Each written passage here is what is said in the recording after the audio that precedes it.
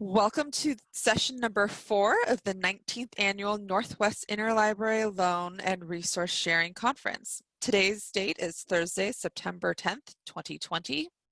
This session is titled Understanding ILL Systems and Interactions and will be presented by Stacy Brunner and Heather Black.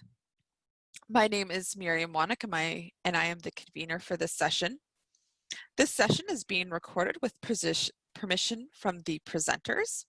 They retain the copyright to the information they are presenting and may request its removal from public viewing in the future by written request to the annual committee chairman.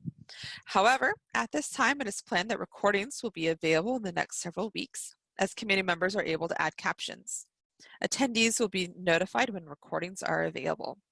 If you have a question during the session, please use the Q&A function of the webinar and I will pose these to the presenter at the end of their presentation. All attendees should be muted. The door prize keyword will be revealed between the presentation and the Q&A.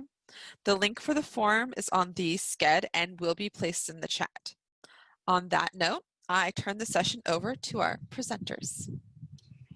Thank you, Miriam. I want to give a shout out to you and the committee. You've all done such a great job of trying to make something that would be a little bit awkward, but it feels very real and natural. So we're just thank you for all your work to make a virtual conference be as in-person and personable as possible. So my little virtual applause to you. So welcome to everyone. My name is Heather Black. I work with Atlas Systems as the team leader for the implementation and concierge side of our training and library solutions group. And I'm joined by my new friend, Stacy Brunner from OCLC, and I'll let her introduce herself as well. So yes, I'm Stacy Brunner. I work in product, OCLC's resource sharing product department, bringing new features and products to all of you. So our goal today is to give you some background and understanding about ILL systems in general. So I know when you come to ILL, you come from different places in the library, maybe, and so my hope is that we will just give you some foundations and maybe unpack some of the little mysteries and things that cause problems and why can't this be easier? This might help you with some of those questions. So in my role at the beginning here, I'm going to look at the background, and I'm going to approach this by looking at 4 elements that are really fundamental for resource sharing to happen. And we'll look at each of those elements in view of the way they were shaped before the internet and how they look now that we have online requesting. So like many of the things in our history, the landscape is shaped by the history of what's gone before us. So I'm going to talk through a little bit of that here at the beginning, and then Stacy's going to take it from there and kind of dig into OCLC system in general and how that all fits into the picture. And we are working at high level, so we're not going to get into the details about technical things behind the scenes. It should be a broad appeal to everyone, whether you have a vast experience or just a little bit, just getting started. So if we think about resource sharing and creating a system for that, we need some essential components. And the first is patron request management. We need some way for patrons to let us know there's something that they want that we don't have. And we can then track that down, but we still have that piece of the workflow that requires us to track that process with our patrons. So whether that's letting them know that an item is available or checking it out to them or sending an overdue, there's this work that goes on in managing the request and the item with the patron. Another piece that's required, and this is a real essential piece, is holdings information. And this is an accurate description of the things that your library owns, as well as the ability to have that published and available for other libraries to know that you own that, and vice versa. So you want to know what other people have, and we need an accurate description of those things. Beyond that, we also need a request mechanism. So some way to let the other library know, can we borrow this material? And for them to be able to respond, yes, no, maybe. whatever that might be. Finally, we need a delivery method. So that is basically completes the transaction between the libraries and between the your centralized library and the patron. So whether it's a physical item or an electronic item, there has to be some way for that thing to get from one place to another. So let's take a look at these 4 elements as they existed before the internet. Before the internet, patron request management was handled on cards or forms that were put in filing cabinets and folders. So their libraries would have, for high volume libraries, they might have rows and rows of filing cabinets where they kept track of the materials that they had lent out to other libraries and the resources they had borrowed from other libraries that were in use by their patrons. Holdings information. If you think about life before the internet, some of you may have used a card catalog and that little card that said, this is the item and this is its location in my library. So how do we get that information out to the world when there's no internet? Well, there were union catalogs where designated libraries would compile their catalog cards into these large volumes, and eventually large volumes which were transformed to microfiche or microform. And as a resource sharing librarian, I needed access to something like this image here, the National Union Catalog. And I would have to go through multiple volumes to see which library had this item based on the date and the title. So not the most straightforward. You thought it was hard to find out who owns things now. Another option that was pre-internet was the consortium card catalog. So in these environments, a group of libraries would come together and actually have a physical card catalog where they would send an extra copy of their card as they were cataloging things, would go into this membership catalog, and then that served as a central hub for the requesting. So if you were a member of that group, you could send your requests to that location, and the staff there would look through to see, okay, who has this in our group, and forward that request on to the member library. So the image here is from a place called the Bibliographical Center for Research, also known as BCR. And another legacy of these organizations that you may have encountered are reciprocal sharing groups. So the BCR reciprocal group, they all were in a consortium together, so they all agreed to the same sharing principles, or costs and all that different things that are part of a consortial or reciprocal agreement. The request mechanism was just a paper form. So no online things. You may have been able to make a phone call, but that would have cost you too. So a paper request in the mail in a very structured format.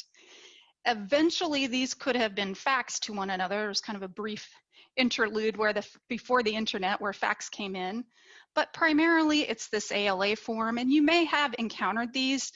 In fact, there's still a way in Iliad to create an ALA interlibrary request form for a physical request, sending a request physically.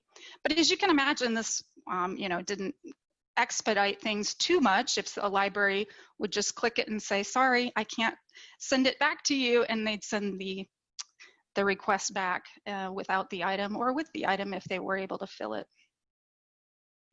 Delivery method, primarily physical, dependent on the postal service, and before photocopy, your access to articles were going to be fairly limited to libraries that would be willing to lend bound journals to other libraries. Again, we probably had a brief interlude where you could get articles from a fax machine. I remember getting one of those and being very excited in my research days in the 90s, but just kind of a brief time before the internet came. So let's look at these aspects of resource sharing now that the internet is here. The patron side of managing the request is probably, I have it first in my presentation because that's where the request really starts, but in a lot of ways, it's kind of has been one of the later parts of development of our ILL systems. So that we relied on paper forms for a long time. With the advent of the internet and people's websites, they may have had a request form that lived outside of the system they used to actually make an ILL request. So this might have been part of an ILS system or a homegrown system to collect that bibliographic information. And it may have sent an email to a central email address with that information. So this would help staff avoid the rekeying, handwritten errors, and eliminate a little bit of the paperwork. So that was really kind of a temporary solution, or maybe a more affordable solution at a time when people are looking for some way to get, for people to have their patrons to have the ability to make a request electronically. But integrated management systems are the type of systems that provide a link between what your user is requesting and how the request system that you use to request that from another library. So examples of this are Iliad, Tapasa, and Clio, and these have components to help with the full workflow. If we think of it from the patron submission to the item getting back to the lending library, these are integrated systems that have features to control that whole workflow. Now, Tapasa is really built into, very deeply built into the requesting system, but Clio and Iliad are ones that live a little bit more outside of the requesting system. So I've often told new Iliad folks that Iliad itself and Clio by itself, they're really just kind of fancy filing cabinets. And without the systems behind them, they're not going to be able to actually make the request to the other library. So these are, again, there's not true black and white lines between a lot of these components now that the internet has come. We'll see a little bit of overlap, but it kind of helps you understand why some pieces work some way and other pieces work differently. Holdings information. Shared catalogs were a boon for resource sharing librarians. So the ability to be able to look and see if somebody owns something online without having to search through a catalog or send it off to a central place. What a blessing for us. And different groups join together to create these shared catalogs. There are national groups, and now obviously WorldCat is a global group, but this started one catalog, all these different libraries that show these are the things that we own. But we also see shared catalogs in regional groups. So that might be a state library like WildCat in Wyoming. I'm sure most states in the whole US have a shared catalog where small libraries who can't afford to have their own independent ILS system will join together with the other small libraries in their state or region, or academic groups that go together to share one catalog with all their holdings. There's also format-based groups, Rapid, which initially was just serial information. It's obviously that's grown since then. And also something like Surhold, which is a catalog behind DocLine and more content-based for the medical libraries that built that system. Now, these shared catalogs can be divided into two general ways of organizing the information and working together. There's an ILS-based shared catalog, and then there's what we call a union catalog. So an ILS-based system is where all libraries in this shared catalog share the same ILS system. And so their bibliographic and local holdings information, as well as availability, is it checked out, is it on reserve, etc., that's all shared within one system. The union catalog type has been around longer, and this is where libraries have separate ILS systems, and they use a separate shared system for their holdings and a union catalog. So for something like WorldCat, if we think about the fact that WorldCat's been around since the late 60s, but a local library might not have had their own OPAC or online catalog until the 80s, that WorldCat, they may have participated in WorldCat, and that's why there's kind of two subsets in a way. So there's the local, these are the things I own, but then I'm also communicating to WorldCat and that union catalog, these are the materials that I own. often these systems, not always, but often they're going to lack that more detailed information, and it's the higher bib level record where the library says, I own this item, but we don't see the, it's checked out, what volume issue do you own, things like that. So not unsurprisingly, these shared catalogs are the basis for the request mechanism. And this is just kind of logical because we're going to want to be able to know who has the item before we send off the request. So, and that's, you know, our workflows are based on that. We create a lending string and then create the request. So the request mechanism service is really designed for that communication and tracking the item between the libraries. Do you have it? Yes, it's shipped. Now we got it. We're going to send it back because our patron's done with it. Okay, we got it back. You know, kind of that primary back and forth between the libraries. Now, some systems of these systems have some patron request management features that have kind of been built on them here and there. So like I said, no real, not necessarily black lines, but there are two bases based on the way the catalog system works behind the scenes, that shared catalog. You kind of have two different requesting systems based on the ILS type or the union catalog model.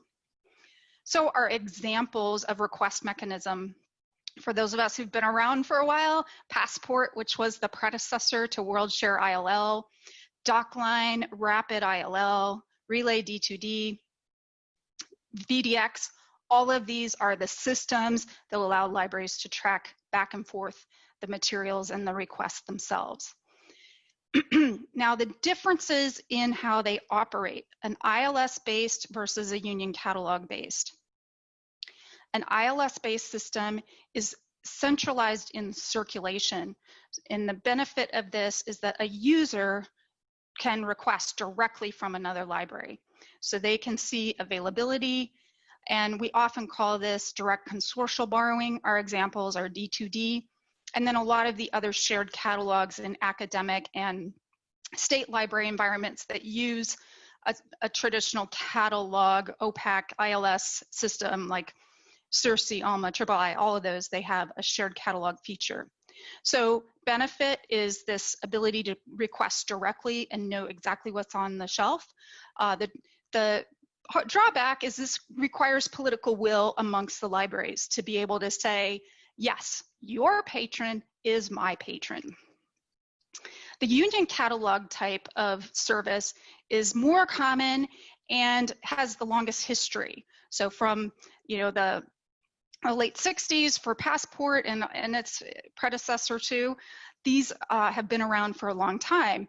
They do require staff mediation, even if we have unmediated or automated services that send our patrons' requests directly to ILL service, whether that's WorldShare, Rapid, DocLine. There's still kind of an understanding in these types of systems that my agreement is between the libraries. I'm sharing my book with your library and not necessarily the patron making the direct request to the other library. As far as delivery methods, we still have physical delivery, maybe not as much in the last few months, and the fax machine might not be around too much anymore. But with the internet, we also had email attachments for electronic items. And we also grew these ability to share electronic documents in Arial, initially Odyssey and Article Exchange.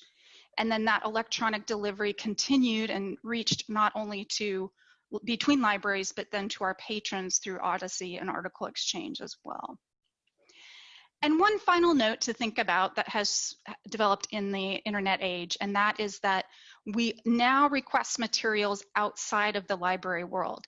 While I'm sure this probably happened pre-internet, now it's much more common and easier to do to get things directly from a publisher when we've reached that copyright limit, or from document suppliers like the British Library, Get It Now, and Reprints Desk.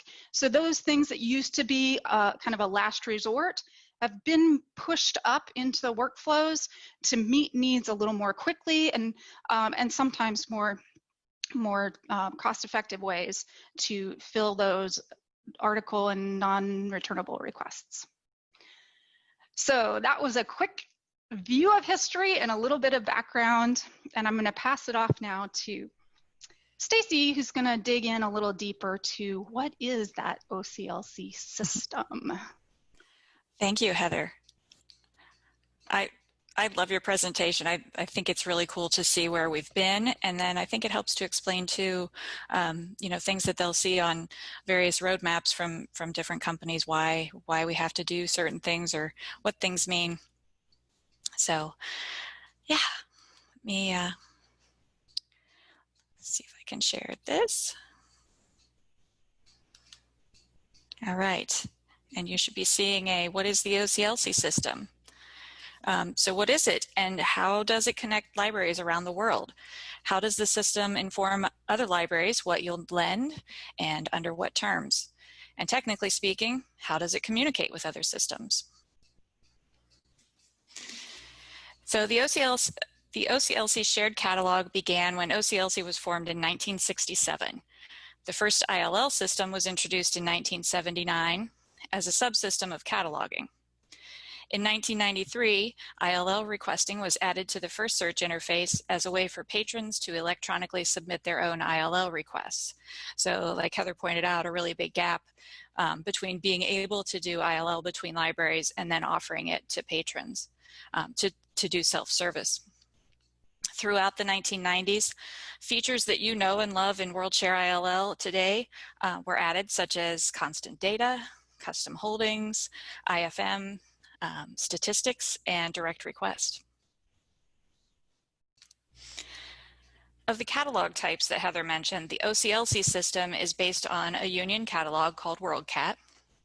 And WorldCat represents nearly 500 million unique items with individual library holdings numbering more than 3 billion. So once a library sees that you have holdings in WorldCat, there are a couple of ways that they might find out more about you. For general contact information and location, any OCLC member library can update the WorldCat Registry. Libraries who have an ILL subscription can provide further information like fees and loan policies in the OCLC Policies Directory. The WorldCat Registry is a directory of libraries worldwide. It provides a way for information seekers to know where on the planet your library is located, as well as the virtual location of your library online.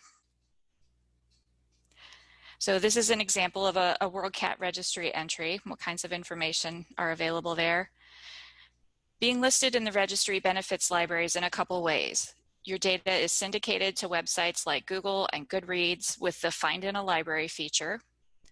Access to your catalog allows libraries from around the world to browse your holdings. And then upon finding an item, the contact information allows them to contact you to place a request. As you can see, there's a lot more information, a lot more detailed information about your library that's specific to ILL in the Policies Directory.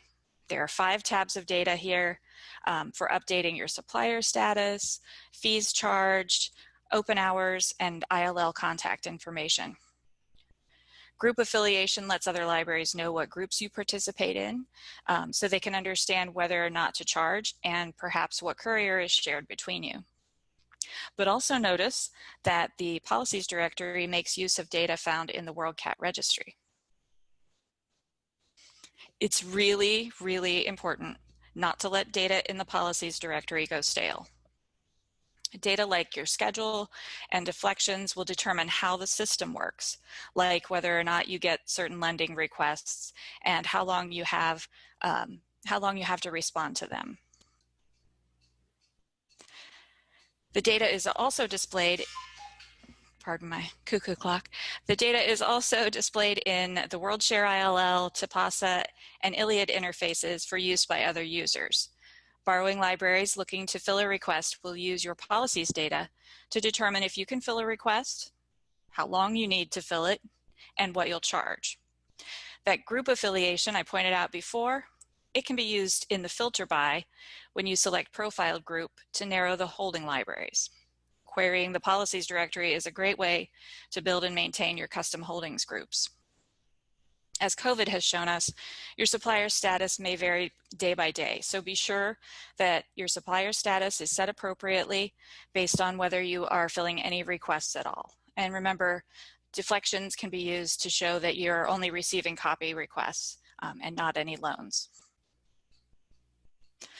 So why are holdings a big deal? Now that you've shared some general information about your library with the world, let's let the world know what you have to offer. So, holdings are like inventory. WorldCat provides visibility of every library's usual stock. Comprehensive, accurate holdings in WorldCat let the world know what you have and what you can lend or copy. An individual local holding record can be coded as willing to loan or copy, not willing, or unknown. And this kind of data at the cataloging level can have a significant impact on what requests come into your ILL queue and which requests the system is able to outright deflect. Access to the local catalog system provides the inventory status. You'll know this is referred to as Z3950 access to your local catalog. I'm showing a display that patrons see in WorldCat Discovery for availability within their own library. Such information has long been popular in Discovery, but OCLC applications don't always take advantage of this information traditionally. But the future of ILL is not just knowing if an item is allowed to be ILL'd, but also if it can be copied or loaned right now. Local holding records, WorldCat knowledge base links, and license manager license information will show on the request in WorldShare ILL, TPASA, and ILLiad. TPASA libraries can take advantage of a feature called OPAC integration to show availability information at the time that a lending or document delivery request arrived. And ILLiad has similar functionality and add-ons to check that local catalog as well. You've heard in other presentations this week how we're extending the use of availability in WorldShare ILL. New features like Auto Know will allow the system to evaluate an item's local availability. This saves time for individual libraries in processing requests. Any requests that you won't actually be able to fill will just move along the lender string, and those will actually get filled more quickly that way by just moving along. So at this point, I'm going to skip over the whole explanation of how ILL works in general. I'm guessing if you're attending this conference, you have some general idea. So this is just sort of going around the edges. So let's talk about how the OCLC system integrates with the rest of the library universe, something that's a bit more of a mystery. ILL doesn't happen in a vacuum. There are connections to various other systems within the library and external systems to consider. All right, so when it comes to serving up data that's managed elsewhere, WorldShare ILL, TPASA, and ILLiad rely on APIs such as those for the Policies Directory, Article Exchange, and the OCLC Knowledge Base. You'll recall a few slides back where I showed the data from the Policies Directory and how it's shown in OCLC ILL applications. This is done using a Policies Directory API. In this way, we can build Policies Directory separate from the WorldShare ILL platform. The kinds of data that it provides then is reusable between ILL systems, so we can build it once and we can put it anywhere. Article Exchange document actions are also available via an API. It's external use of the Article Exchange API by scanner companies that allow TPASA libraries to upload scanned documents and also tell the ILL system which requests should be marked as shipped. The OCLC Knowledge Base API is similar to Policies Directory in that it provides more data than actions. But where most of the data in Policies Directory is for use by anyone who has access, the data in the knowledge base is specific to each library. Libraries with an OCLC cataloging subscription have access to their electronic resources in the KB by API. They also have access to shared collections that represent open access that are available to any library. These are the functions that ILLiad uses within that API to show a library if a requested item is held in their own knowledge base. And the API for WorldShare Management System Circulation application allows for taking actions via a standard NSIP protocol. This API is used in both WorldShare ILL and TPASA to update circulation with a temp item record so that your patron has a single view of all of their library activity. So ILLiad makes extensive use of the older OCLC resource sharing APIs. These APIs allow for doing almost any action or update that can be done in WorldShare ILL. I won't go into a lot of detail because, let's be honest, I'm not that technical about how the APIs are designed. But suffice it to say, a SOAP API adheres to more of a rigid set of standards for interacting, and it can take more time to develop against and be more susceptible to problems. And as a way of contrast, the launch this summer of TPASA's My Account makes use of new OCLC resource sharing APIs. These are based on REST. This type of API is much more flexible in what it can offer and is therefore easier to implement and maintain. My Account makes use of request create, get request, and search requests. And we're working on making these APIs available via the OCLC Developers Network. The OCLC applications also make use of external APIs to enhance the ILL experience. Rapid functionality built into both ILLiad and TPASA makes calls to Rapid ILL's proprietary APIs. TPASA will make a direct action in Rapid based on user activity in TPASA, such as creating a request or marking a lending request as shipped. TPASA also has a service that runs in the background to check for updates in Rapid every few minutes and updates OCLC requests based on what's found. TPASA and ILLiad use APIs from Copyright Clearance Center to get per article fees. These can be displayed in the interface then to the staff person, and that helps them to decide if they want to purchase the article or try to get it through ILL. By connecting to APIs for the Get It Now service, the purchase can be handled directly within the OCLC system.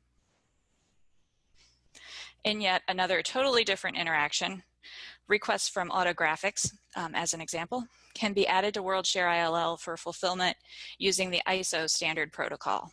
ISO is similar to APIs, but it implements the interaction in a very specific way. And that may differ from proprietary APIs in data structure and the available actions. Consider, as an example, if you are updating a request via the OCLC Resource Sharing API, you can specify the article exchange URL and password in the request, but because article exchange is custom to OCLC ILL, you wouldn't find that same field and that same update in the ISO schema. All right, so that was a lot of technical jargon and pieces and parts. So I wanted to display it in a little bit different way and describe sort of the overall groups of what I just explained. So ISO peer-to-peer is a globally recognized way of doing ILL between libraries. It's a standard set of data and actions that each the borrower and lender can apply to a request. In this scenario, each institution is maintaining a view of the request in their own system, and the other party, and updates from the other party are applied on demand. Each peer-to-peer request has only one borrower and one lender. So think of ISO in terms of a phone call. ISO is just the mechanism for making the phone call happen. Say there's a lady who's using her corded landline to make a phone call, and a man answers the call with his smartphone. Each device is capable of making phone calls to various other devices. Some devices just happen to have some other features. ISO transfer is a way of handing a request over to another system. So if one system has tried to fill the request and they've exhausted their possible lenders, they would transfer the request entirely to be managed in another system.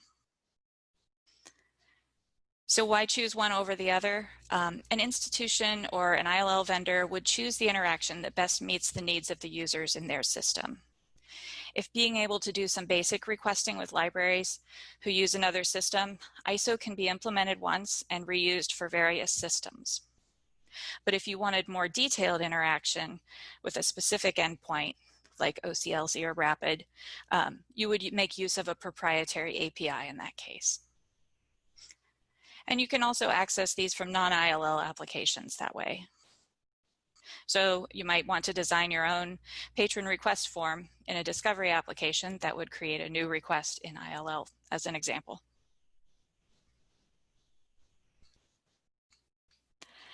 All right, that's a wrap, and it brings us to our poll. So considering all the information Heather and I have shared, what next step will you take to make sure that libraries around the world can find you and what you're sharing in Interlibrary Loan? Will you update the Policies Directory or the WorldCat Registry based on what you've learned today, or at least check to see that, that it's already updated for you? And if neither, I'd love to know why in the chat. Well, it's very comforting to see how many people already have both of those things updated. So we're over 50%. Very good. Yeah. And a few updates to the Policies Directory and the registry. No, I'm gonna jump in there for a moment. I'm looking at all the information here, and I know that before I was laid off, I always made sure that the policy directory was up to date, but I know that the WorldCat Registry was not something I had the power to do. So that was not always something that the ILL person could always do.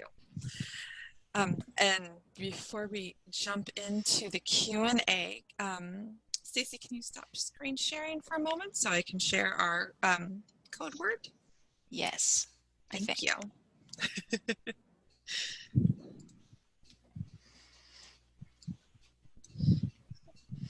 And do I need to end the polling, or? I'm giving it a moment because there's only about 50 other. Let's see. Oh, there's, well, it's people. Well, there's still a handful still coming in. I can end the poll though, and it's been a little over a minute, and I can go ahead and share the results for people to go ahead and take a look if they'd like to see. There's quite a bit going on there. And I'm going to drop the link in the chat for people for the code word before I share that out. Share screen. Our code word for this session is beaver. If everyone hasn't figured it out yet, we're very animal oriented here in the Pacific Northwest. So our code word again is beaver. Give you all a chance for that. And I am definitely learning that when you screen share, you can't necessarily see the chat box. So I'll leave that up for one more moment. And I'll stop the screen. Oh, that's how I see that. All the controls go up top. So once again, it's beaver, and I'll stop sharing my screen now. And again, the link is down over in the chat box for everyone to go ahead and enter that. And I did panelists and attendees. Yes, I did. And I'm actually going to start off with my own question. Okay. Because we only have a few questions here. Because you did that last box there, the ISO peer-to-peer, ISO transfer, and the OCLC API. And I just want to ask the way my brain works to make sure. ISO peer-to-peer is like the old ALA form, because it's going from one place to another. You think the other place has it, or you've called and you've checked. The ISO transfer is kind of more of the straight up, you're using WorldShare to PASA, and OCLC API is using Iliad, Rapid, right? Like something that overlays. Yeah, I think that's a good example. You know, in your peer-to-peer example, a library wouldn't receive an ALA form and say, well, I'll send this down the street. They can probably fill it, which is kind of what we do, you know, natively within WorldShare ILL.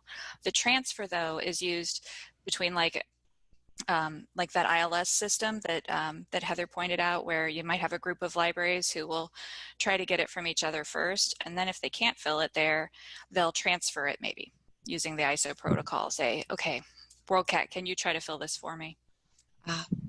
Oh, okay. So it's Yeah, even like, more insular. Yeah, like her example of autographics, like state libraries, they'll try to fill it within the libraries in that catalog system, and then they'll bump it, and it kind of ends in the old system and starts anew in Like an internal consortium of some kind type thing. Okay. I worked in an institution where we were just our own standalone, so we didn't have like that in between layer. And because I asked that question because one of the reasons why when Will saw your proposal come in, we were seeing a lot of discussion in the ILL listserv about, can I just cancel my OCLC subscription because it's so expensive and just stick with Iliad? And we're like, I think you need to have OCLC in order for your Iliad to work. So that's why we were like, this might be a really great presentation. So a question that we have in our Q&A, and again, a reminder for everyone to use the Q&A, is does OCLC have a mechanism for reaching out to libraries that haven't updated the policies directory in a while? That's actually a really good question. It is a good question, and we don't have a programmatic, methodical way of doing that. If we hear of it incidentally, or if we get a report, if someone reports something to customer support, we may reach out to a library individually, but that's very, very spotty and very one-off. I would say definitely contact people directly if you notice somebody hasn't updated things. Yeah, I mean, it's really, everybody has to take care of their own information, and that's why I tried to highlight it, because it really is both used by the system and used by other users of ILL to make decisions. That was an interesting question, because I am now remember the times that I've gone in there thinking, like, when sometimes you don't have the email for the ILL department, but they have the email to the person in the ILL department, and that person left like 6 years ago, and now you can't contact you have to go like digging through someone's website to try to figure out who to contact. We have a question. Somebody asking, I hope I'm not too off topic, but my institution uses Iliad, but I updated fill cancel request in WorldShare. Is it best to learn or understand WorldShare before Iliad, or vice versa? It's kind of both and, I would say. It's important to understand what WorldShare is doing before. I don't know about before, but certainly while you're learning Iliad. So if you haven't done one of the OCLC offers training on WorldShare ILL, it might not hurt to just go in and see, because there's limitations that you might feel like limitations because of the way WorldShare works, that work in some systems, not others. So, and Iliad talks to different systems. So I think it's good to know both. I know that's not the answer. But I'm going to do one more question here, because we are slightly over presentation time, because the next session starts in about 11 minutes. The question came in because I brought up the OCLC, like institutions trying to save money by removing their OCLC, and the idea came up of, I mentioned the cost issue is a key issue for so many libraries right now, more than ever. Is OCLC considering how to address this at all? We do. We have, and we've looked at it from different perspectives. For the sake of this conversation, I would say the best thing that you can do, WorldShare ILL is the system, and your subscription gives you access to that huge network of libraries. But within that network, you can negotiate certain relationships. So, you know, Heather mentioned the politics of a group. You could make a group a group is any group of libraries that you can make agreements with to say, hey, if we're struggling financially and we've typically charged each other, what if we drop charges for a while, see how that goes? And I think if you just keep in those conversations, I know it's a lot of, you know, it's a lot of personal work and a lot of integration between libraries, but that's one way that you could save a lot of money. Maybe it's a good time to revisit some of those other reciprocal relationships that, you know, that you haven't worked out or have expired over time. And I also always want to bring up, because I was a big person in this, free share is being an Elvis library, or if you're a free share library, if you're a DocLine library, is a really great cost reduction. I think I was a small institution, but I had under $800 in IFM fees 2 years ago, because I was able to get a lot of my resources through libraries who were also part of that community. And on that note, I am going to go ahead and say thank you to Stacy and Heather for joining us this morning. The session has been recorded, and we will make it available shortly after in the next week or so. And we now have about 9 minutes until our next session. Please end this one and find the link in the sched to go to your next session. Thank you and have a good day. Thank you all. Bye, everyone. Bye.